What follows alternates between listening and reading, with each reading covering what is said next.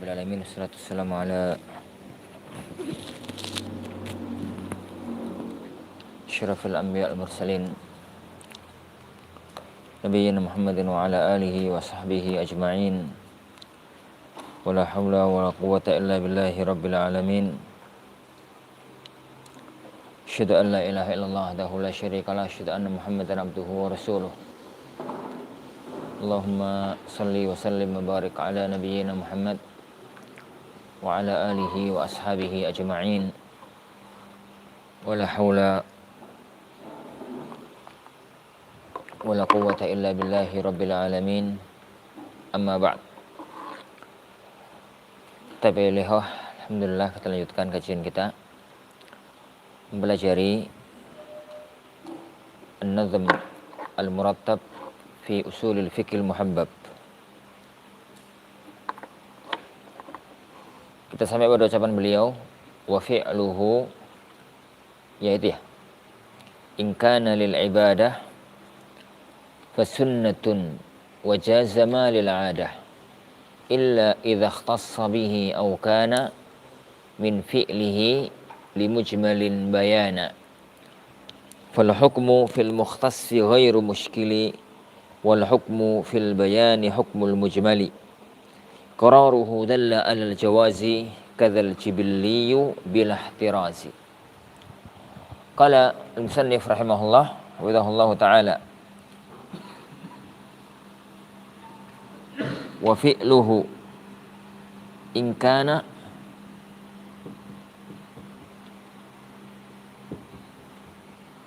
kana lil ibadah fasunnatun, mana tadi, wajaza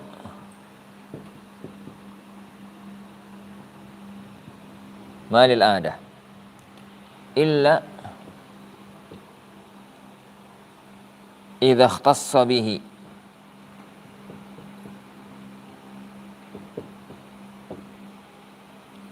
aw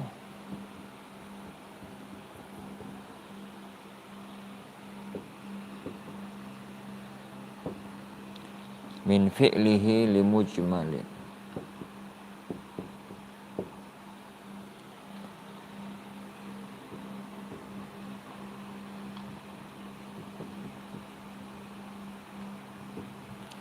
Fal hukmu fil mukhtassi ghairu mushkili.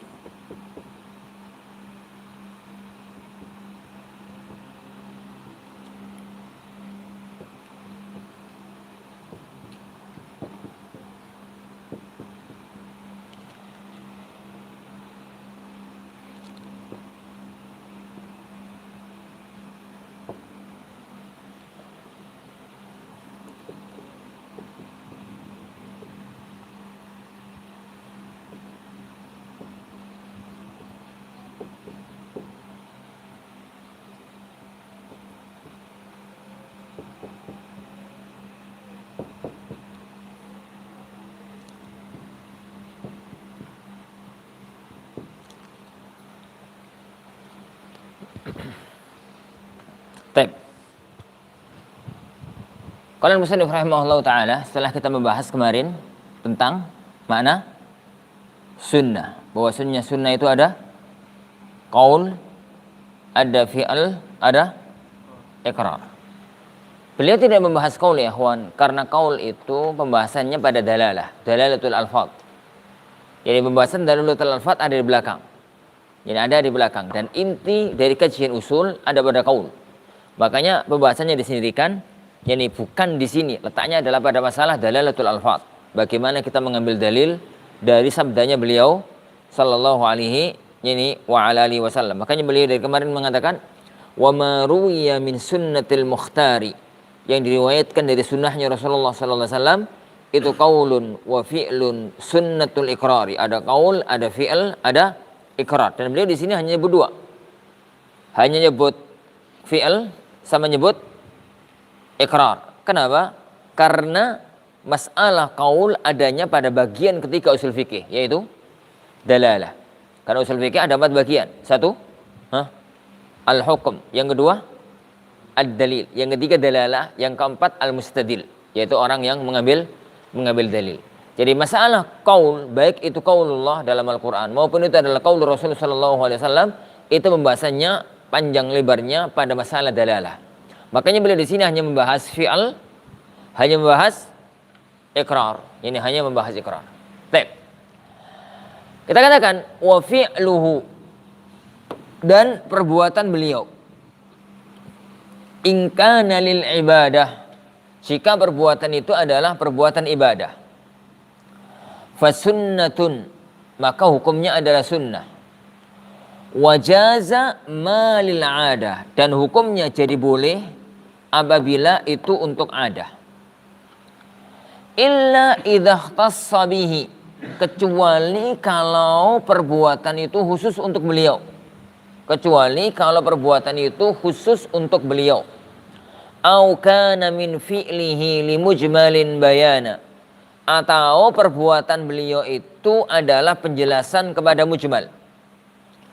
Fal hukmu fil mukhtassi ghairu mushkili, hukum dalam masalah khusus beliau itu nggak repot, berarti khusus untuk beliau. Wal hukmu fil bayani hukmul mujmali, hukum dalam bayan itu hukumnya yang mujmal. Iqraruhu dalla 'alal jawazi, ikrarnya beliau menunjukkan bahwasanya itu boleh.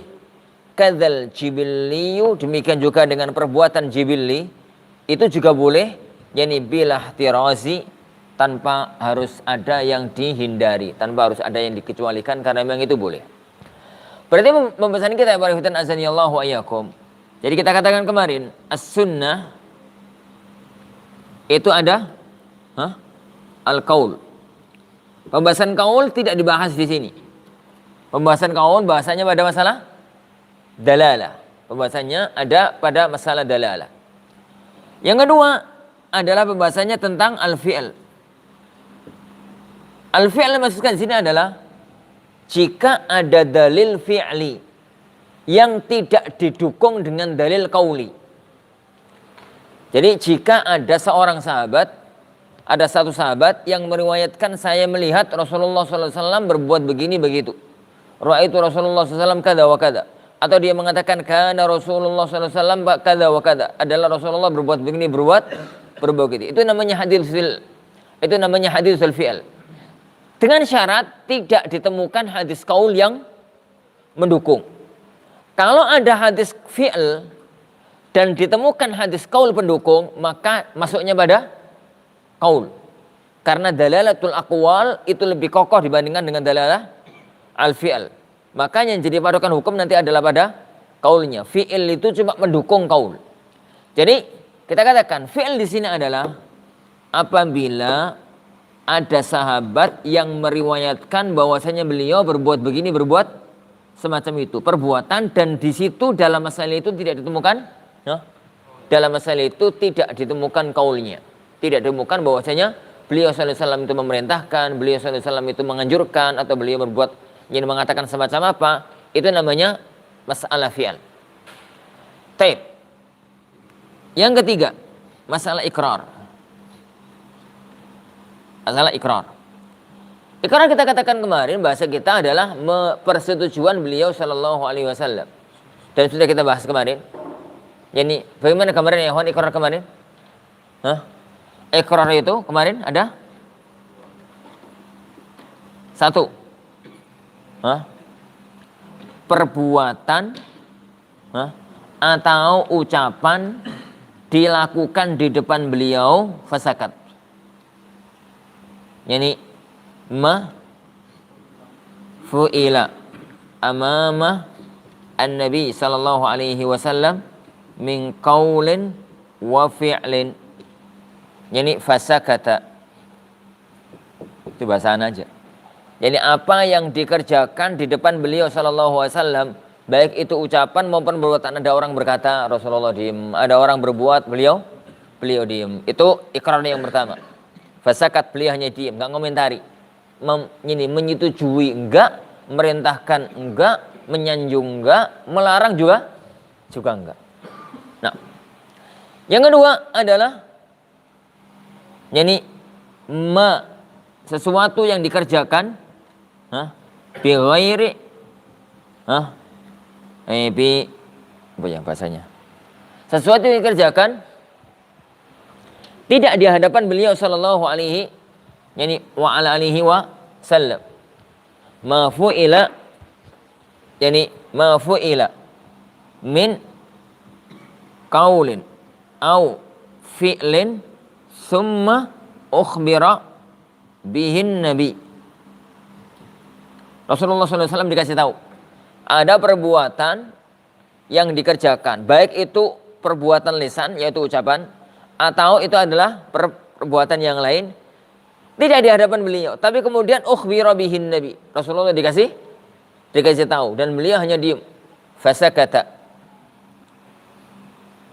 beliau hanya diam, tidak komentari, tidak menyetujui, tidak melarang, maka beliau hanya diam. Jadi yang ketiga, ma fu'ila fi ahdihi, jadi walam yukhbar bihi an-nabiyyu sallallahu alaihi wasallam. Sesuatu yang dikerjakan di zaman beliau dan tidak ada riwayat kalau beliau dikasih tahu. Ketiga-tiganya ikrar ini, kata beliau, ikraruhu dalla ala al-jawaz.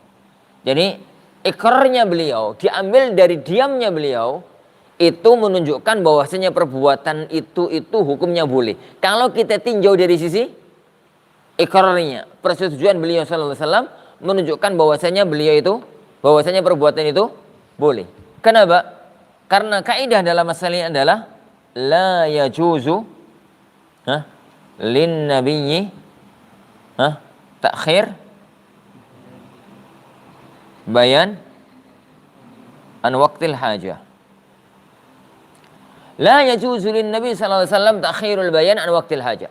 Enggak boleh bagi sang nabi untuk menunda penjelasan kalau waktunya dibutuhkan, karena ini mengkhianati risalah. Saatnya dibutuhkan kemudian enggak dijawab. Kalau saat bertanya enggak dijawab, itu boleh-boleh aja, enggak ada masalah. Ini sebagaimana tatkala mereka bertanya tentang Dzulqarnain, kemudian Rasulullah mengatakan besok, gitu. Ya, Rasulullah SAW mengatakan besok. Itu takhirul bayan an waqtis su'al. Jadi ini an waqtil hajah. Adapun kalau kita bahas an waqti as-su'al, jadi maka jaiz. Jadi ya juzu takhirul bayan an waqtis su'al. Jadi boleh bagi seorang nabi pun untuk menunda menjelaskan dari waktu bertanya. Sekedar bertanya kemudian beliau melihat pertanyaan itu nggak perlu dijawab, dan itu sering. Jadi beliau kadang-kadang ditanya malah nggak jawab. Jadi ya Rasulullah mata sa'a, qala madza a'tatta laha. Jadi beliau malah nggak jawab, malah bertanya dengan pertanyaan yang lainnya. Beliau bertanya tentang Dzulqarnain, katakan besok, semacam itu. Itu kalau waktu bertanya. Yang jadi masalah sekarang adalah waktu dibutuhkan. Sekarang iya apa enggak? Jadi ngerjakan apa enggak? Kalau iya, ya mau dikerjakan, kalau enggak ya enggak dikerjakan, namanya waktul hajah. Lah tatkala waktul hajah semacam itu, enggak boleh bagi beliau sallallahu alaihi wasallam untuk menunda penjelasan. Karena itu bermakna pengkhianatan risalah. Jadi Allah Subhanahu wa taala memerintahkan kepadanya untuk menjelaskan apa yang diwahyukan kepada beliau. Lah, itu menunjukkan bahwasanya kalau beliau diam minimalnya boleh. Adapun untuk kita katakan itu sunnah, itu yang lain, itu butuh dalil yang lain. Sekedar ikrarnya beliau itu menunjukkan boleh. Itu menunjukkan boleh. Baik. Sekarang pindah ke fi'il. Ini sudah kita belajar dulu sekedar untuk mengingatkan. Adapun fi'il, beliau menyebutkan di sini beberapa hal. Wa fi'luhu, perbuatan beliau sallallahu alaihi wasallam, in kana lil ibadah. Ini masalah pertama. Fasunnatun, maka sunnah. Wa jazama lil adah. Ini yang kedua. Boleh kalau itu adat. Illa makhtassa bihi. Ini yang ketiga, kecuali kalau itu khusus untuk beliau. Au kana min fi'lihi li mujmalin bayan. Ini yang keempat. Yani penjelasan beliau itu, perbuatan beliau itu untuk menjelaskan mujmal. Yani, dan ini penjabarannya. Bait yang berikutnya fal hukmu fil mukhtassi ghairu mushkili wal hukmu fil bayani hukmul mujmali. Iqraruhu dalla 'alal jawazi. Ini masalahnya sudah kita bahas tadi. Terakhir kadzal jibilli, ini yang kelima. Jadi kadzal jibilli itu yang kelima. Ini taib. Berarti ya ikhwan, perbuatan beliau sallallahu alaihi wasallam itu ada 5 kemungkinan. 1, 2, 3, 4, 5. Ada 5 kemungkinan. Jadi perbuatan beliau sallallahu alaihi wasallam itu ada 5 kemungkinan dengan yang beliau sampaikan. Pertama kita urutkan dari atas. Jika perbuatan beliau sallallahu alaihi wasallam itu adalah perbuatan jibillah. Ini perbuatan jibillah. Dalam sebagian kitab-kitab usul itu jibilli. Jibilli atau jibillah, wow. Apa itu jibilli? Di sini boleh mengatakan kadzal jibilli. Kita bisa mengatakan itu jibilli atau jibillah. Jadi apa itu jibilli? Perbuatan beliau karena jubila alaih. Karena beliau manusia, tercipta, mesti melakukan itu. Seandainya beliau bukan manusia, ya nggak melakukan itu. Contoh, menungso itu ya butuh mangan, butuh ngombe, butuh tidur, butuh istirahat, butuh berdiri, butuh duduk. Butuh apa lagi? Ini namanya manusia. Seandainya beliau malaikat, ya nggak butuh makan, nggak butuh minum. Ya seandainya beliau itu apa gitu, ya nggak butuh ini, nggak butuh itu. Karena beliau manusia, maka beliau melakukan itu. Beliau melakukan itu sebagai tuntutan seorang manusia. Yang ditakdirkan oleh Allah makan, sehari nggak makan lapar, nggak minum juga haus. Ditakdirkan oleh Allah kalau nggak tidur, karena manusia maka ngantuk. Kalau nggak istirahat capek, itu manusiawi. Kalau bahasa kita jibilli itu karena unsur manusiawi, karena unsur kemanusiaan beliau. Perbuatan yang didasarkan pada unsur jibilli, kata beliau, kadzal jibilli. Demikian juga jibilli kembalinya ke jawas. Kembalinya ke jawas. Menunjukkan bahwasanya perbuatan beliau sallallahu alaihi wasallam yang beliau lakukan karena unsur jibilli ini menunjukkan pada al-jawas. Hukumnya boleh. Contoh, yuk makan yuk. Ayo. Lapo mangan barang, sunnahnya Rasul. Nek mangan itu gak sunnahnya Rasul. Seandainya Rasulullah gak nyunahkan pun sampean mangan, gak mangan mati yuk. Yang sunnah Rasul itu mangan carane piye, apa yang dimakan, kapan makannya, itu masalah lain. Jadi yang kita bahas itu makan itu sendiri. Jadi makan itu sendiri. Ini. Ngantuk turu yuk. Nah apa turu barang? Sunnah. Ini turu itu gak sunnah. Yang sunnah itu nanti turu model kaya apa, kapan waktunya, caranya bagaimana, itu baru yang lain. Adapun tidur itu sendiri, tidur itu adalah apa? Tuntutan sebagai seorang manusia. Tuntutan sebagai seorang manusia. Wallahu alam. Oleh karena itu, kita katakan jibillah ini, katakan seandainya beliau bukan manusia, beliau nggak akan melakukan itu. Jadi karena beliau manusia butuh makan, butuh minum, butuh tidur, butuh istirahat, butuh ini, butuh itu. Di titik itu maka berarti amal itu namanya jibillah. Jadi amal itu namanya jibillah. Yang diberikan balas. Oleh karena itu dalam kaidah maqasid, mereka mengatakan la tasyri'a fil jibillah.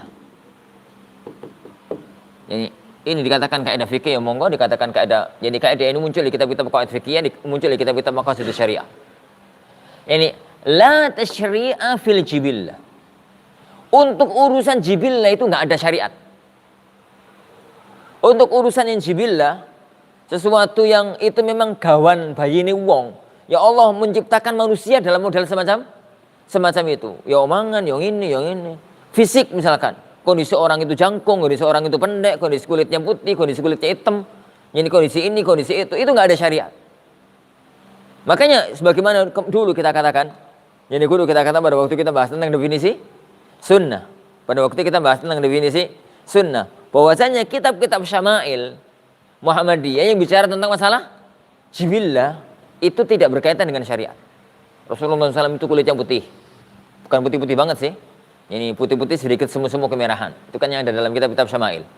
Apakah termasuk sunnah orang itu menjadikan kulitnya putih? Enggak. Nyawang hitam itu ya, aduh sebagai kereweng. Ya enggak.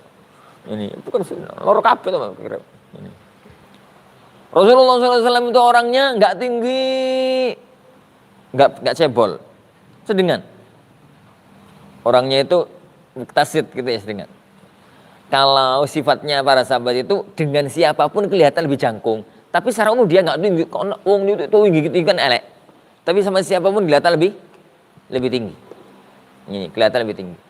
Itu juga nggak ada orang cilik uno bicaranya bendur. Ini bicaranya bendur. Itu juga nggak disyariatkan. Kalau ada orang melakukan itu, lihat bagaimana caranya.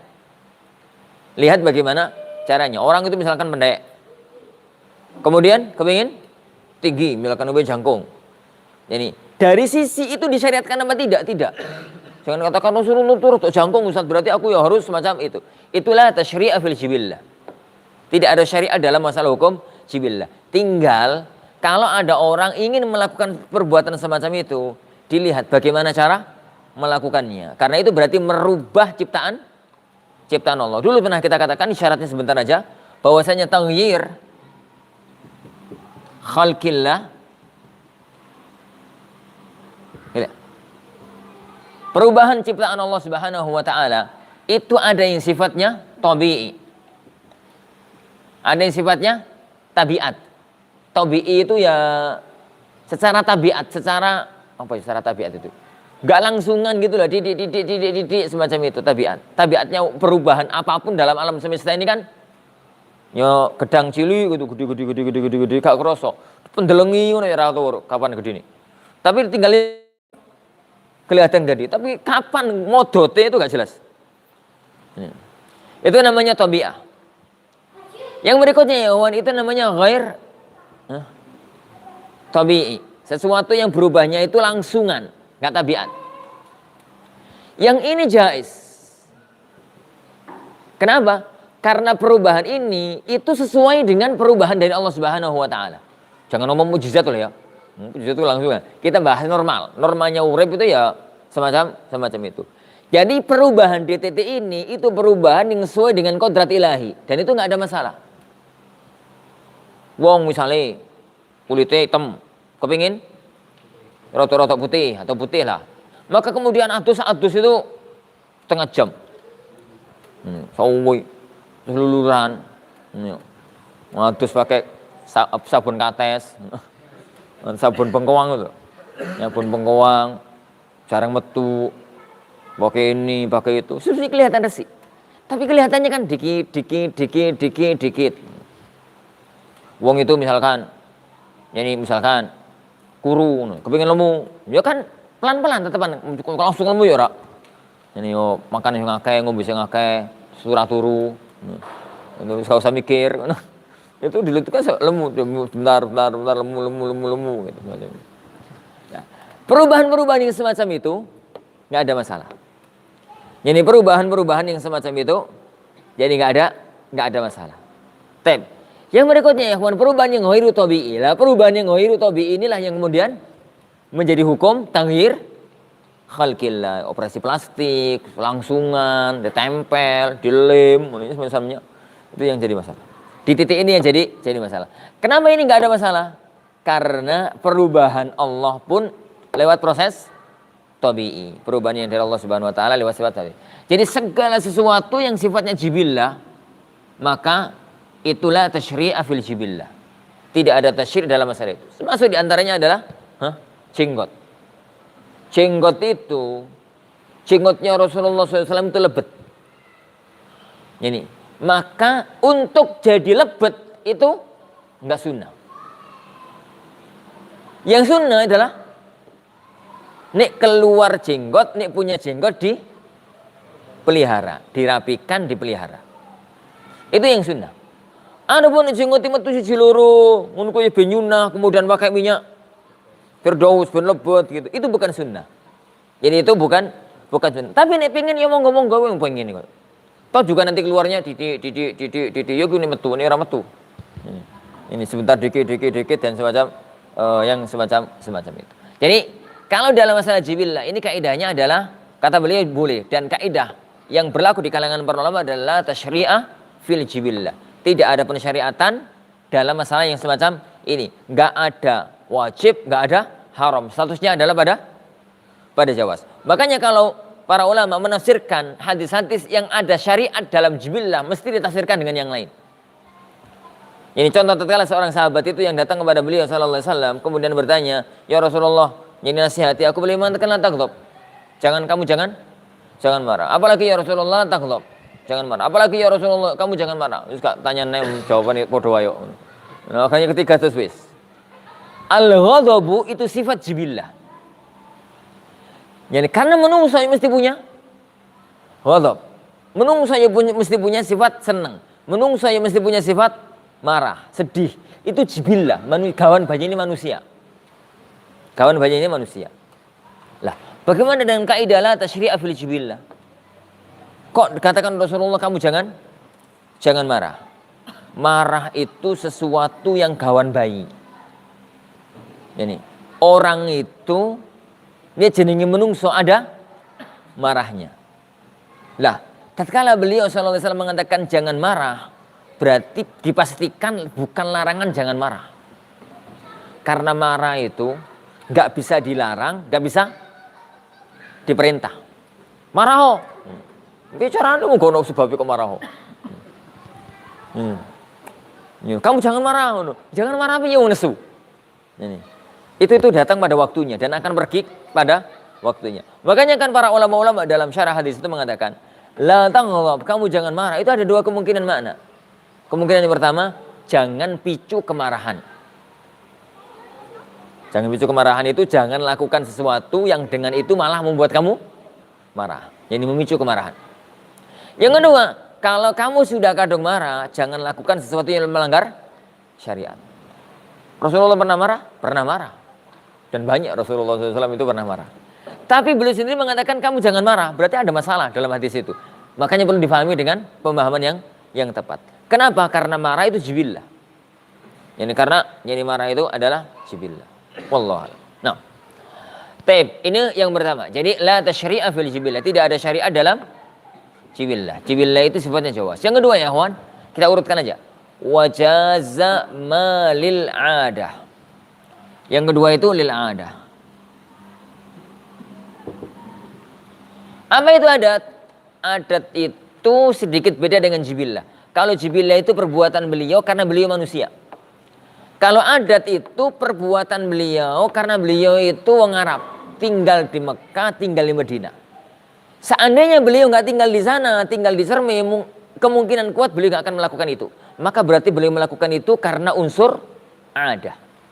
Kan unsur ada. Contoh, beliau makannya itu khubz, roti.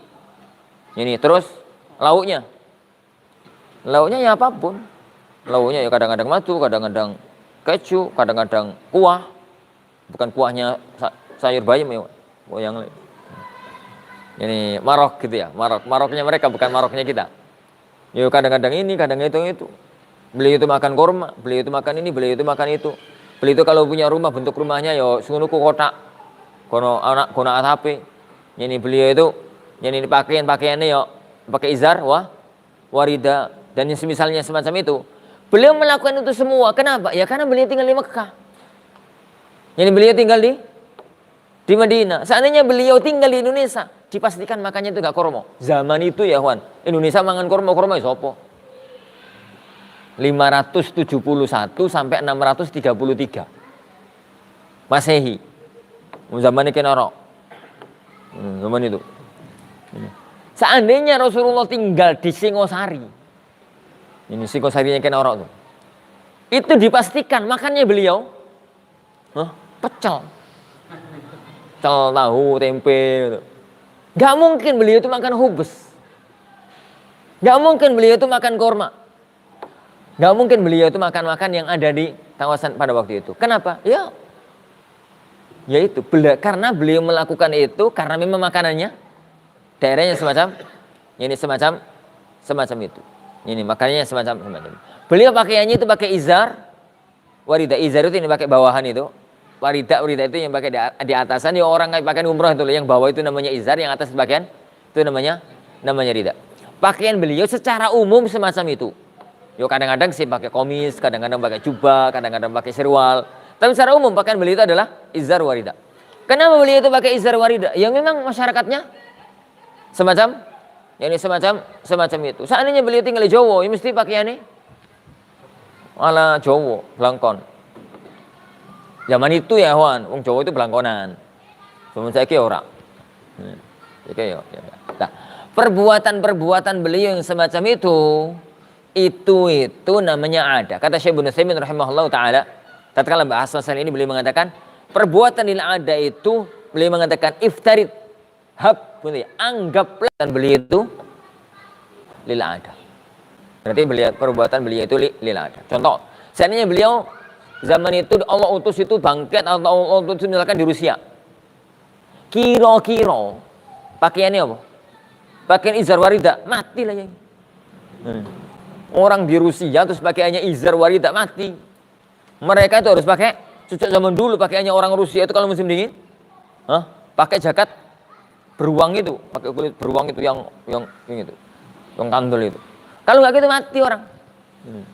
Hidup di daerah kutub, daerah pinggir makanannya pemakan kormo sopo urip di kono. Makanannya makan berminyak, berlemak, karena itu untuk menghangatkan badan dan yang lainnya. Yang semacam itu. Nah, perbuatan Rasulullah SAW semacam itu namanya adah. Kata beliau, wajaza malil adah. Wajaza, perbuatan itu adalah unsur, adah itu sekedar job. Di sini ya Huan, pentingnya orang itu menguasai sirah nabawiyah untuk mengetahui jadi kondisi zaman kenabian itu kayak apa. Jadi kondisi sosial, ekonomi, politik, kemasyarakatan. Masyarakat zaman itu semacam apa? Ada kebiasaan yang ada di tengah-tengah mereka itu semacam apa. Kalau beliau melakukan itu karena unsur perbuatan mereka, berarti itu namanya perbuatan beliau karena unsur adat kebiasaan. Statusnya itu boleh. Hanya Al-Imam Ibnu Taimiyah rahimahullah ta'ala mengatakan, seandainya ada orang meniru perbuatan beliau, yang itu hukum asalnya ada, karena hubban lahu Rasulullah SAW, maka beliau melakukan apapun yang dilakukan oleh beliau, maka dia itu ma'jurun li hubbihi la li fi'li. Jadi mangan kurma ini, ora tau mangan sego, mangan kurma roti ini kemana-mana itu bawa imamah tenanan ini bukan kopiah imamah, tapi orang pakai izar warida sini wong iku arepe umroh gak keturutan itu kali ngono. Ini. Tatkala dia ditanya, "Kenapa ya, akhi? Ini sunnah." Nah, kalau itu salah. Kalau dia mengatakan, "Kenapa kau pakaian semacam itu?" Sunnah. Maka itu salah. Dalam dunia ilmu. Tapi kalau mengatakan, "Aku senang ini karena Rasulullah melakukannya." Senang tok, sekedar senang. Karena beliau juga melakukan hal yang semacam itu, maka ma'jurun li hubbihi la li fi'li. Bisa jadi dia itu mendapatkan pahala karena cintanya, bukan karena perbuatannya. Adapun perbuatannya, maka itu adalah itu. Jadi bahkan Syekh Ibnu Utsaimin rahimahullah taala mengatakan semacam ini. Di sini bisa muncul sunnah. Di adat ini akan bisa muncul sunnah. Jadi beliau sallallahu alaihi wasallam misalkan yalbas al-izar warida, gitu ya. Yalbas al-izar warida. Kenapa? Taba lil ada. Lah, kalau ada orang misalkan zaman sekarang Indonesia pakai al-futah, pakai sarung wal komis gitu ya, pakai sarung sama pakai gamis, pakai baju koko, kan begitu. Apa hukumnya ini? Syekh Ibnu Utsaimin mengatakan, dari sisi, saya belum mengatakan ini itu sunnah. Dari mana titik sunnahnya? Karena berarti dia mengikuti yang dilakukan oleh Rasulullah. Rasulullah melakukan ini karena tabak lil ada, dia melakukan ini karena tabak lil ada. Dari sisi ini maka itu sunnah. Tapi perbuatan ini sendiri, zat perbuatannya itu mubah.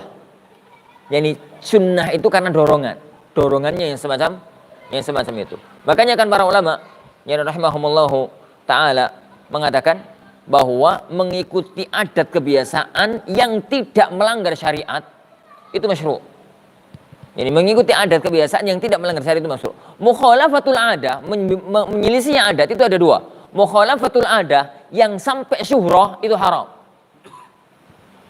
Tapi kalau mukhalafatul ada yang tidak sampai syuhrah itu nggak masalah. Jadi kalau kita mau merinci kasus masalah ini, karena dalam masalah kita itu ada larangan, ada larangan apa? Larangan libas syuhrah. Jadi kalau kita bicara tentang masalah ada, tadi kita mengatakan ya definisi ada, yang definisi ada itu perbuatan yang dilakukan Rasulullah karena beliau tinggal di kawasan tertentu, daerah tertentu, zaman tertentu. Jadi kaidahnya adalah iftarid, kata Syekh Utsaimin. Iftarid itu ya anggaplah beliau itu seandainya tidak tinggal di kawasan itu, tidak tinggal di zaman itu. Kira-kira itu dilakukan apa tidak? Jika jawabannya enggak, ya berarti perbuatan beliau adalah karena ada. Dan itu diketahui dengan gambaran zaman kenabian. Dengan gambaran yang ada di zaman kenabian. Nah, kalau ada orang marawitan azanillahu yani wa iyyakum. Orang sekarang di zaman sekarang bisa jadi orang itu melakukan yani adah an-nabi. Melakukan perbuatan seperti adatnya Nabi SAW, makan kurma, makan ini. Maka ini jaiz fi'lihi. Dari sisi perbuatan itu boleh. Tapi bisa jadi dia itu majur. Majur ya?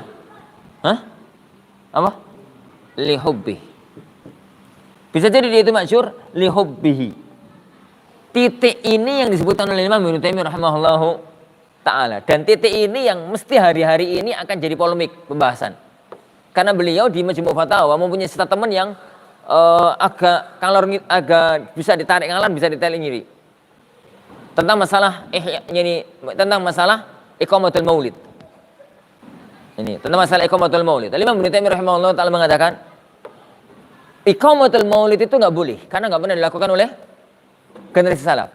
Tapi karena orang itu saking cintanya kepada Rasulullah SAW sampai kemudian terdorong untuk mengadakan maulid. Kata beliau bisa jadi majurun bihubbi.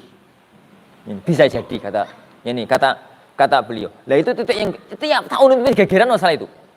Aku sampai bosan, gak bosan toh tahun ini ngono, saya mendingan ini.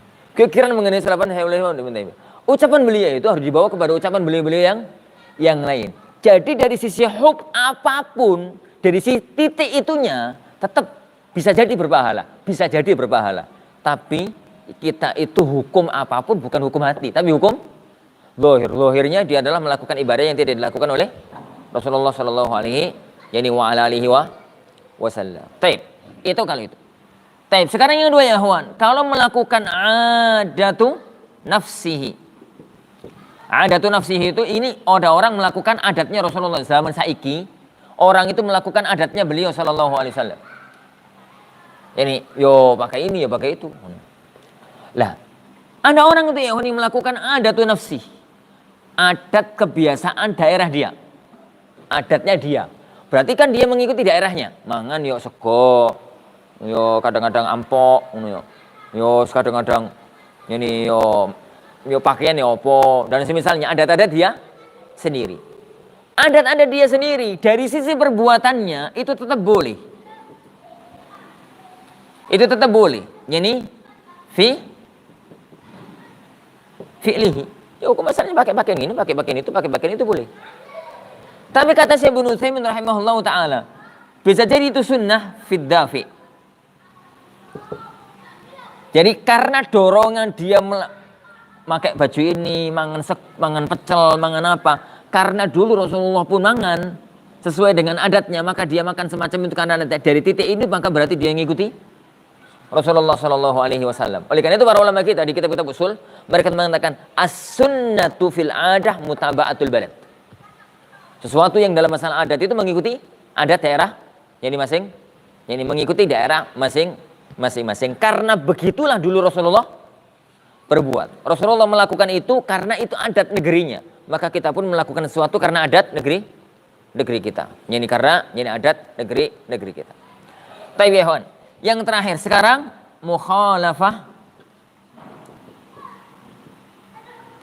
mukhalafatul adat. Orang yang menyelisih adat. Ini orang yang menyelisih adat. Orang yang menyelisih adat itu ya kawan, itu ada dua kemungkinan. Kemungkinan yang pertama sampai berakibat syuhrah. Sampai berakibat syuhrah. Kemungkinan yang kedua menyelisih adat tapi yani adam syuhrah. Tidak berakibat syuhrah. Di titik ini haram. Karena larangan Rasulullah SAW, man labisa libasa asyuhra fid dunya albasahu Allahu libasal madallah yaumil qiyamah. Barang siapa memakai pakaian syuhra di dunia, maka di hari akhirat dia itu adalah ini dipakaikan pakaian kehinaan nanti pada hari akhirat. Apa libas syuhra? Ma yushtaharu bihi min ghairi masyru'i. Yani pakaian, jadi ma yushtaharu bihi min libasin wa ghairihi min ghairi masyru'. Syuhra itu definisinya Imam Syaukani rahimahullah ta'ala, sesuatu yang seseorang itu yashtahiru bihi, dikenal dengannya, baik itu pakaian maupun yang lain. Pakaian ya ini, tapi bukan masyru'. Memakai imamah, morak mari go imamah, ning pasar go imamah, macul go imamah, ini go imamah. Imamah itu imamah wong Yaman itu. Ono kemana-mana begitu. Sampai misalkan sak kampung itu pada dia dewi, ono wong yo. Tatkala orang datang, Pak, mana rumahnya si fulan? Si fulan siapa? Oh itu toh yang imamah lu toh. Jadi sampai dikenal dengan lafaz yang semacam itu, sampai masyhur dengan sama-sama itu. Padahal itu bukan masyru', maka itu libas syuhra. Jadi maka itu libas syuhra. Tapi kalau pakai jarang-jarang, kadang-kadang pakai kopiah, kadang-kadang pakai ini, kadang-kadang pakai itu, maka la yadur. Ini saking hati-hatinya dulu Tsauri rahimahullah taala. Ini Tsauri itu orang mana ya, Wan? Hah? Orang Syam. Kalau nggak orang Baghdad, kalau nggak orang Irak, pokoknya bukan orang Jazirah. Jadi beliau itu pada waktu kepingin, kalau nggak Tsauri Auza'i, pada waktu beliau itu kepingin memakai imamah dengan model yang tidak ada yang ada di negeri Syam. Beliau merintahkan murid-muridnya besok pakai ini semua ya, biar aku gak dewian. Biar aku ini gak dewian. Padahal kalau pakai dewian tidak apa-apa. Kenapa? Kan jarang-jarang, kadang-kadang pakai ini, kadang-kadang pakai ini, kadang-kadang pakai yang semacam itu. Jadi ini yang semacam itu. Lah adapun kalau sudah jadi umum, kondisi umum semacam itu, maka nggak apa-apa. Kayak jubah itu ya kawan, itu kan sudah jadi umum. Ya pokoknya santri yo.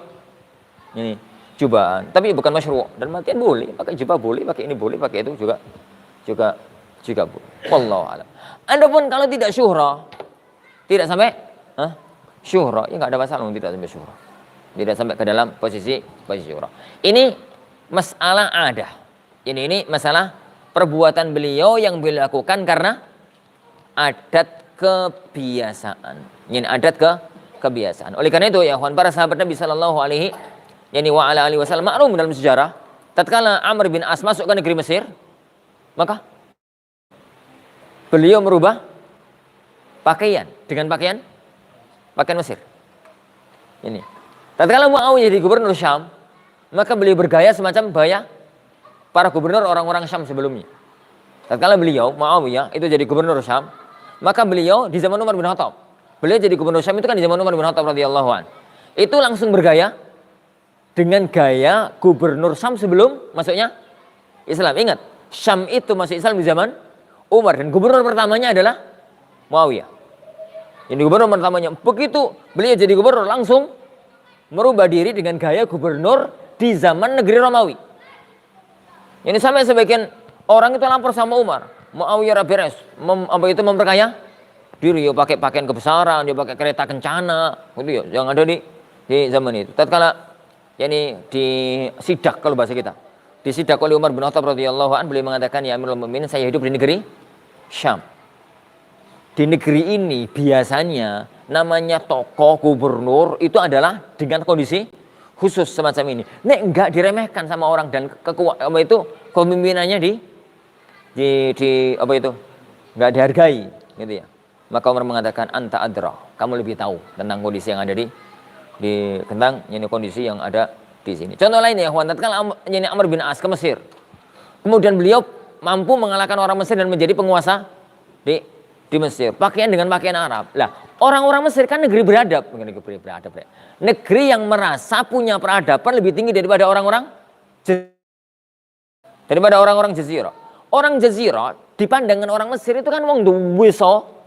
Padahal Mesir itu negerinya Firaun. Jadi negeri yang sudah mempunyai peradaban tinggi sejak zaman dahulu kala. Wis gaya wong wis koyo wong Amerika nyawang wong cermi ngono. Wis pokoke gak beres, wis pokoke penampilan ndak anggap penampilan duwe so ngono. Lah tiba-tiba sekarang dia jadi gubernur, itu ya masyarakat piye ngono arepe gak ngringekno kok gubernur, arepe ngringekno kok penampilan Badui.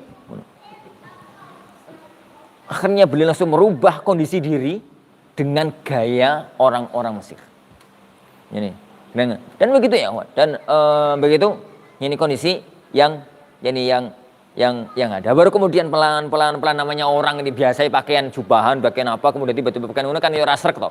Terus kemudian selama-lama ya kemudian berubah lagi, itu nggak masalah. Tapi yang penting ya, hal-hal semacam itu perlu dicermati dalam ini kondisi-kondisi memahami ini syariat dalam kondisi yang semacam terutama nih di kampung-kampung. Ini di kota mau nyungsep mau apa peduli.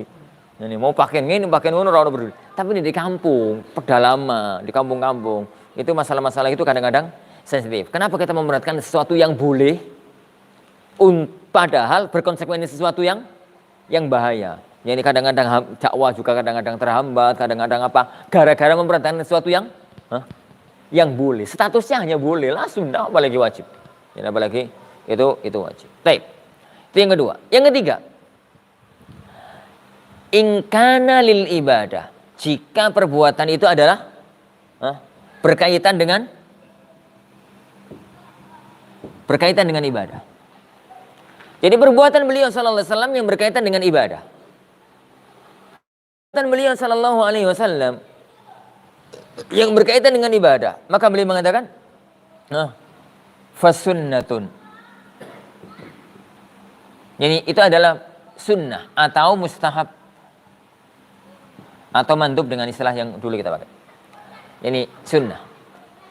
Mentoknya, ini kata para ulama kita, al-fi'lul mujarrad, yani yadullu alal istihbab. Perbuatan murninya beliau, perbuatan murni itu perbuatan yang tidak didukung dengan qaul. Itu menunjukkan bahwa mustahab, disunnahkan apabila berkaitan dengan ibadah. Yani makanya semua perbuatan beliau sallallahu alaihi wasallam sekedar perbuatan itu statusnya adalah sunnah. Tidak sampai pada level wajib. Taib. Yang berikutnya adalah masalah au kana min fi'lihi li mujmalin bayana.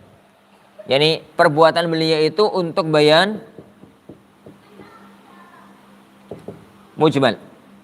Maka hukumnya hukum al-mujmal. Ya tergantung mujmalnya. Mujmalnya itu wajib, perbuatan beliau semacam jadi wajib. Contoh.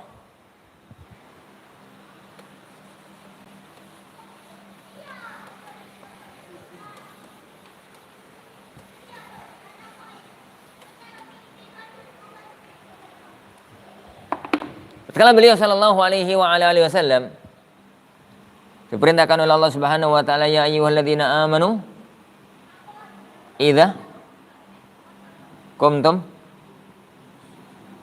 ila salati ila akhirih. Yani ila akhirih. Idza qumtum ila salati faghsilu wujuhakum. Sampai belakang. Ini. Perintahnya itu faghsilu wujuhakum. Bagaimana wujuhakum? Wajah itu yang mana? Maka Rasulullah SAW mempraktekkan. Wajah itu ini, gambarnya begini, ceritakan oleh begitu dan macam-macam. Ya, sesuatu yang masih mujmal, tatkala Rasulullah melakukan, maka itu jadi itu. Aqimus salata. Dirikanlah salat. Bagaimana mengerjakan salat? Yani mengikuti ayat itu. Jadi kalau Rasulullah SAW melakukan satu perbuatan, landasannya adalah ada ayat yang global, maka hukum perbuatan beliau mengambil hukum perbuatan yang global tersebut, mengambil hukum yang global tersebut. Semua yang mujmal hukumnya adalah semacam itu. Terakhir adalah al-khususiyah, perbuatan yang itu adalah kekhususan beliau sallallahu alaihi wasallam. Al-khususiyah itu perbuatan yang itu adalah kekhususan beliau sallallahu alaihi wasallam. Jadi beliau, patokannya adalah beliau melakukan tatkala ada sahabat yang melakukan kemudian beliau melarang. Beliau sendiri melakukan, tapi tatkala ada sahabat yang melakukan beliau melarang. Menunjukkan itu adalah khusus untuk beliau. Semacam apa ya? Poligami di atas 4. Jadi kemudian puasa wisal dan yang semisalnya. Beliau puasa wisal, tapi tatkala ada sahabat yang mau puasa wisal dilarang oleh beliau sallallahu alaihi wasallam. Jadi terakhir karena mereka ngeyel, maka Rasulullah mengatakan ya wis terserah pokoknya sampai fajar. Sehari semalam tok. Jadi kal munakil ali. Oh ya wong sing apa ya nakal itu. Yang ngapokno karep-karepmu. Ini tapi beliau enggak menyenangi. Ini. Lah nikah di atas 4 dan macam-macam lah. Jadi nikah hibah, nikah tanpa mahar. Ya misalnya semua itu adalah beliau melakukan tapi beliau sendiri melarang para sahabat yang melakukan itu, menunjukkan bahwa itu adalah khusus untuk beliau sallallahu alaihi wasallam. Kata beliau, yani fal hukmu fil mukhtassi ghairu mushkili. Hukum khusus beliau itu tidak muskil. Maksudnya tidak muskil? Ya enggak repot ya. Ngomong khusus berarti itu khusus untuk beliau, yang lainnya tidak semacam itu, kembali kepada hukum umum. Yani kembali kepada hukum umum. Wallahu alam bi-ashab. Jadi perbuatan beliau sallallahu alaihi wasallam kesimpulannya perbuatan yani fi'lun nabi. Perbuatan beliau sallallahu alaihi wasallam itu ada jibillah, ada adah, ada ibadah, ada bayanul mujmal dan ada khususiyah. Ini saya katakan tadi kalau fi'al perbuatan beliau sallallahu alaihi wasallam, perbuatan yang tidak didukung dengan ucapan. Adapun kalau perbuatan terus didukung dengan ucapan, maka hukumnya hukum ucapan. Hukumnya itu hukum ucapan, dan hukum ucapan kita bahas pada masalah dalalatul alfaz. Nah, ya. Ada masalah yang sama ini? Ya. Kalau misalkan membiaskan kayak menikah itu kan jibillah.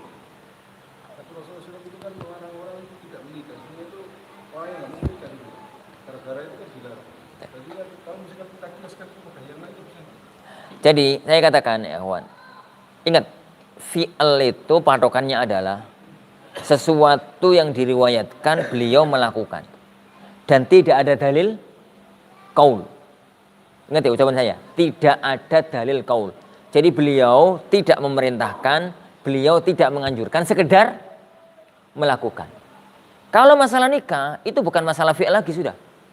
Nikah itu jelas, itu masalah qaul. Wong perintahnya Allah langsung malahan. Ini perintahnya Allah langsung, perintahnya Rasulullah SAW. Bukan sekedar perintah, malah ngelarang ya enggak nikah. Ya masyarul syabab, man istata'a minkum al-ba'a falyatazawwaj. Jadi kalau beliau menikah, dari sisi beliau menikah itu fi'il. Tapi dari sisi ada perintah dari Al-Qur'an, ada perintah dari Rasulullah, ada ini, ada itu. Yani maka sudah tidak lagi masuk dalam pembahasan kita. Nikah sudah tidak lagi masuk dalam pembahasan. Makanya kalau ada perbuatan-perbuatan, ada ucapan-ucapan beliau yang berkaitan dengan jibillah, mesti tidak berkaitan dengan jibillahnya. Makan misalkan, beliau kan pernah memerintahkan makan toh. Kulu, yani apa ya? Dalam firman Allah Subhanahu wa taala, kulu washrabu, terus wala tusrifu. Makanlah, minumlah, tapi jangan berlebihan. Yang ditekankan itu wala tusrifu. Makanya terjemahkan bukan makanlah, minumlah, begitu toh. Terjemahannya itu adalah silahkan makan, silahkan minum, tapi jangan sampai lebihan. Titik makannya itu, ini titik makannya kembali kepada makna yang lain. Kembali kepada makna yang lain. Kenapa? Yani sedikit beda antara nikah sama makan. Wong itu yani apa ya? Wong itu sing jibillahnya itu bukan nikah. Tapi seneng wong itu. Jibillahnya itu enggak nikah tapi seneng wong itu. Nek seneng wong itu jibillah. Maka enggak bisa dilarang. Sebagaimana? Enggak perlu diperintah. Itu fitrah manusiawi. Jadi enggak bisa dilarang. Nek durung seneng itu enggak bisa diperintah. Nek pas seneng enggak bisa dilarang. Jadi makanya cinta itu enggak terlarang. Yang terlarang itu akibat cinta. Ini, nek ono wong mlaku-mlaku terus pergokan karo wong awai terus seneng. Titik itu enggak masalah. Sing masalah itu angen-angen bareng ngono terus mikir, terus kepengin ketemu meneh. Lah itu yang jadi masalah. Tapi titik dia itu seneng. Lah manusiawi lah karo wong ayu itu seneng itu kan manusiawi. Sampeyan kono ta? Wis kabeh. Itu manusiawi banget kalau yang semacam itu, manusiawi. Rasulullah SAW sendiri nih begitu beliau melihat wanita kemudian beliau itu langsung ke rumah siapa? Ke rumah Zainab. Kenapa? Ya manusiawi. Ini manusiawi. Nah, ya. Kalau yang fi'il tadi yang mudawamatu fi'il itu. Hah? Hukum mudawamatu fi'il. Jadi kembali kepada masalah ini ya, kawan. Jadi kita tadi itu membahas sesuatu yang hukum asal jibillah, ada ibadah, bayan mujmal. Sekarang ada masalah yang muncul baru yang disebutkan oleh beliau. Bagaimana dengan satu kasus apabila Rasulullah SAW itu selalu melakukan. Rasulullah SAW itu selalu melakukan. Maka kita lihat, tetap kembali ke sini. Rasulullah selalu melakukan itu kenapa? Contoh, beliau Rasulullah SAW itu kalau mau makan selalu ya tetap ba'ud dubba. Beliau itu kalau makan kan terus ono dubba itu mesti jibu isi. Terus dimakan. Dan itu selalu. Yang jadi pertanyaan yang semacam itu, wong Arab itu nek mangan ngono enggak? Ini iyo berarti itu memang itu. Kalau enggak itu ada dua kemungkinan. Kemungkinan yang pertama itu adalah jibillah beliau karena memang beliau senang. Semacam beliau itu kalau makan daging senang sampil belakang dan senang daging yang di area tulang. Beliau itu kalau makan daging itu yang senengi itu yanhasunahsan. Jadi daging sing area tulang. Jadi sengan itu krokot-krokot bahasa kita itu. Jadi ya seneng nyesep-nyesep ngono. Jadi beliau sallallahu alaihi wasallam. Ya, Syekh Utsaimin mengatakan dalam masalah dubba, beliau mengatakan, kalau kita lihat dari semua riwayat, untuk kita katakan bahwasanya kalau ada dubba, maka dubba dimakan dulu sunnah itu mungkin. Kata beliau mungkin ya, Sian. Mungkin. Karena bahasa hadis itu ya tatabba. Dan itu bukan adat. Bukan adat orang-orang Arab. Tapi beliau juga mengatakan mungkin, tapi juga mungkin itu jibillah. Mungkin jibillah itu dalam arti ya beliau seneng. Yus kaya nek ana suguhan, sampeyan ku senengane apa misalnya? Senengane telo misalkan ngono. Ono suguhan kates ono ngene, jebuk pertama mesti telo. Sesuk ono tugan telo meneh pertama mesti telo. Ini semacam itu ya, kawan. Itu karena sunnahnya makan tela atau karena senang telo? Ya karena senang telo. Jadi itu dawama alaihi Nabi sallallahu alaihi wa ala alihi wasallam. Dan memang Rasulullah SAW itu mudawamah ala syai' itu menunjukkan dalam perbuatan itu ada sesuatu yang bukan tuntutan ya kawan. Bukan tuntutan ada, bukan tuntutan jibillah. Tapi beliau mudawamah, maka lahir itu dekat sekali ke sunnah. Bukan tuntutan jibillah, bukan tuntutan ada. Nek mudawamah tapi makan bendina mangan. Ya itu memang wajib mudawamah tuntutan jibillah. Beliau tiap hari misalkan pakai izar. Ya memang tuntutan tuntutan ada. Ini tuntutan ada. Wallahu a'lam. Ya. Kalau mudawamah fil ibadah. Kalau mudawamah fi al-ibadah. Selalu beliau melakukan hal yang semacam itu. Selalu beliau melakukan hal yang semacam. Tidak pernah beliau itu meninggalkan. Jadi mudawamah alal ada ya. Mudawamah alal ada. Mudawamah alal ibadah. Mudawamah di titik yang ini. Mudawamah itu salah satu dalil untuk menunjukkan kalau itu wajib. Salah satu dalil penguat. Kalau anak katakan mudawamah menunjukkan wajib enggak? Tapi kalau mudawamah itu salah satu penguat kalau itu wajib. Seandainya boleh ditinggalkan, mesti ditinggalkan oleh beliau sallallahu alaihi wasallam. Tapi ahaditsul mudawamah, hadis-hadis tentang masalah mudawamah itu larinya itu mesti kepada sesuatu yang diperintahkan oleh Allah Subhanahu wa taala, kemudian selalu dikerjakan oleh beliau sallallahu alaihi wa ala alihi wasallam. Selalu begitu. Yani wallahu alam bissawab. Berarti pasti ada kaulnya. Yang ana tahu begitu. Yani Kalau masalah yang khusus sudah Pak, ya, kan katanya wairul muslim. ya. Tapi misalnya yang contoh Nabi SAW melarang istiqbal sama istighfar ketika qadul hajat. Ya. Tapi Nabi SAW malah istighfar. Itu kok gak ada yang ngomong khusus ya. Itu juga sholat. Karena siapa bisa membahas? Hah? Jadi beliau sallallahu alaihi, jadi untuk membahas masalah khususiyah ya kawan, itu mungkin jelas dalilnya khalisatan laka min dunil mu'minin dalam nikah hibah. Ini dalam nikah hibah. Kemudian nikahnya Rasulullah sallallahu alaihi wasallam, nikahnya beliau sallallahu alaihi wa ala alihi wasallam, tatkala ada sahabat yang punya nikah di atas 4, itu kan 3 hadis berkaitan dengan itu. Fihi maqal dalam riwayat, tapi semuanya maknanya sama. Jadi nikah di atas 4 kemudian dilarang oleh beliau sallallahu alaihi wa ala alihi wasallam. Lah, kalau kemudian beliau melakukan sesuatu padahal beliau sendiri melarang. Yani ada masih satu celah kemungkinan bahwasanya perbuatannya beliau itu lidalalati alal jawaz. Maksudnya larangan itu tidak sampai haram. Mentok pada titik makruh. Ini mentok pada titik karaha, bukan pada titik haram. Itu ada, tapi semuanya qarinah. Yani ini dibawa kepada khususiyah ataukah dibawa kepada jama' baina al-adillah.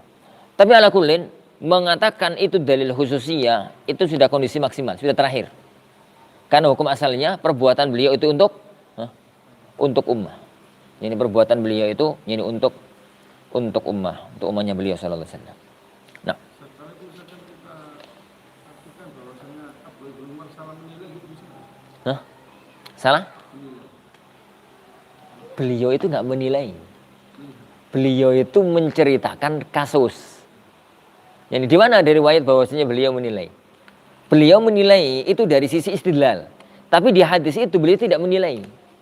Beliau itu sowan ke rumah saudaranya Hafsah. Terus naik ke atas. Kok kebetulan lihat. Terus diceritakan. Jadi kemudian diceritakan. Itu toh seandainya Abdullah Umar menang tatkala itu gak cerita yo, kono ngerti. Jadi beliau kemudian menceritakan. Di titik itu tidak ada penilaian Abdullah bin Umar. Yang ada penilaian Abdullah bin Umar itu adalah dalam perbuatan beliau. Tatkala beliau itu di tengah fadha, di tengah sahra, pipis menghadap kiblat, tapi ngarepe ono onto. Ngarepe Abdullah bin Umar kok ono onto. Ditegur oleh teman-temannya, "Lho sampean kok piye to? Kok menghadap ke arah kiblat?" Yani beliau mengatakan, yani yang dilarang itu kalau di tempat terbuka. Aku itu loh pernah melihat Rasulullah, yani apa itu? BAB atau yani buang hajat menghadap ke arah kiblat. Kalau ini itu istidlal dan ini bukan hujjah. Tapi riwayatnya Abdullah bin Umar itu jelas hujjah. Hujjah apapun bahwasanya Rasulullah telah melakukan hal tersebut. Lah adapun bagaimana pendalilannya itu kembalikan kepada masalah ta'arud. Yani kembali kepada masalah ta'arud. Karena dalam masalah itu kan ada 2 dalil. Dalil yang melarang sama dalil yang membolehkan. Dalil yang melarang yani itu pondasi dasarnya adalah hadis Abu Musa al-Asy'ari. Yani dalil yang membolehkan pondasi dasarnya adalah hadis Abdullah bin Umar sama hadis Jabir. Ini hadis Abdullah bin Umar ya tadi sama hadis Jabir. Ini bahwasanya yani beliau mengatakan kan Rasulullah SAW nahna an istiqbalil kiblah fara'aituhu. Yani saya pernah melihat beliau pipis menghadap kiblat 1 tahun sebelum wafat. Yani 2 dalil ini yang benturan. Lah tatkala 2 dalil benturan kemudian Itu dalam istilah fikih namanya, dalam istilah usul fikih namanya ta'arud. Insyaallah kapan kita sampai padanya insyaallah. Kalau sudah ta'arud, ya maka harus diproses dengan kaidah hukum ta'arud. Hukum ta'arud itu ya hukum tatkala satu hadis dengan hadis yang lainnya ini benturan. Ini ya kawan, bahwasanya jangan katakan bahwasanya itu khususan kecuali sudah tidak menemukan jalan lain. Kecuali harus kita katakan bahwasanya itu khususan. Dan dalam masalah itu kita tabi kepada para ulama-ulama kita. Dalam masalah nikah lebih dari berempat, kan para ulama sepakat bahwasanya itu tidak boleh. Dan ijma para ulama itu menjadi dukung, menjadi kondisi yang sangat kuat mengatakan bahwasanya itu adalah khusus untuk beliau sallallahu alaihi wa ala alihi wa wasallam. Tapi insyaallah ini sedikit kita bahas satu masalah. Kita lanjutkan pada waktu yang akan datang biizni rabbina tabaraka wa taala. Sudah sampai separuh toh? Soal lagi. Ya. Kan Ibnu Umar itu kan sangat mutasyadid. Ini ikuti Nabi SAW. Ya, terus? Ketika hidupnya Nabi SAW, Nabi gak mengingkari perbuatannya. Terus ketika zaman Umar, itu Umar pernah mengingkari perbuatannya. Ya. Itu gimana? Pertanyaannya. Hukumnya apa ngikuti hukumnya atau Pertanyaannya, gimana? apakah Abdullah bin Umar melakukan yang beliau lakukan itu pernah di hadapan Nabi SAW? Ingat ya, Abdullah bin Umar itu pada waktu Rasulullah masih hidup itu anak kecil. Abdullah bin Umar itu masuk jajaran sahabat junior. Beliau itu pada waktu perang Uhud, perang Ahzab, itu umurnya 15 tahun. Pada waktu perang Uhud beliau tertolak toh. Kemudian pada waktu perang Ahzab dibolehkan. Diperbolehkan karena umurnya sudah 15 tahun. Di perang Ahzab itu beliau umurnya 15 tahun. Perang Ahzab terjadi pada tahun ke-5. Sedangkan Rasulullah SAW meninggal dunia di awal tahun 11. Berarti beliau itu tatkala Rasulullah meninggal dunia, beliau itu di umur 20 tahun. Itu kalau reng-rengannya kan begitu. Reng-rengannya begitu. Makanya para sahabat mensejajarkan Abdullah bin Umar itu masuk jajaran junior. Masuk jajaran junior, para sahabat. Sedangkan perbuatan Abdullah bin Umar semacam itu adalah perbuatan Abdullah bin Umar tatkala sudah gede. Tidak ada riwayat yang Anda tahu bahwasanya Rasulullah SAW itu Abdullah bin Umar melakukan perbuatan semacam ini, dilakukan itu di hadapan beliau SAW. Dan tipikalnya Abdullah bin Umar itu roto ewah pakiwuh. Dalam kisah tentang Jumar itu. Beliau itu enggak jawab karena enggak enak ono bapak, ono Abu Bakar, ono gitu. Punya tipikal semacam itu. Lah, sedangkan tatkala beliau sudah dewasa, beliau melakukan yang tidak dilakukan oleh para sahabat-sahabat yang lain. Sehingga sebagian sahabat diam, sebagian sahabat mengingkari. Dan antara mereka mengingkari ini adalah Umar bin Khattab radhiyallahu anhu. Bukan fi ahdin Nabi. Wallahu a'lam. Kecuali kalau antum tahu dari riwayat Rasulullah Abdullah bin Umar melakukan itu di hadapan Nabi. Anda juga enggak tahu. Karena tatkala itu Abdullah bin Umar itu masih kecil. Abdullah bin Umar itu masih kecil. Wallahu a'lam. Tapi insyaallah subhanahu nanti yang kita pelajari, kita lanjutkan pada pertemuan yang akan datang biizni rabbina tabaraka wa taala. Ngerti ya, kawan ya? Jadi kajian usul fikih kita itu masih haikal. Jadi masih membentuk bagan. Bagan, bagan usul fikih. Jadi masak ini gawe ke bahas apa? Bahan. Durung masak tapi kayak bahan tok. Bahan, kayak donat, bahan itu tepung 5 kilo, gula sakmene, iki ngono-ngono tok. Kayak ngono-ngono tok. Nanti butuh kelanjutan berikutnya insyaallah. Bareng ngono terus belajar masak. Belajar masak. Tapi insyaallah sebenarnya kita belajar sudah ada barokahnya. Dikit-dikit aja. Kita akhiri majelis kita. Subhanakallahumma wa bihamdika asyhadu an la ilaha illa anta astaghfiruka wa atubu ilaik. Assalamualaikum warahmatullahi wabarakatuh.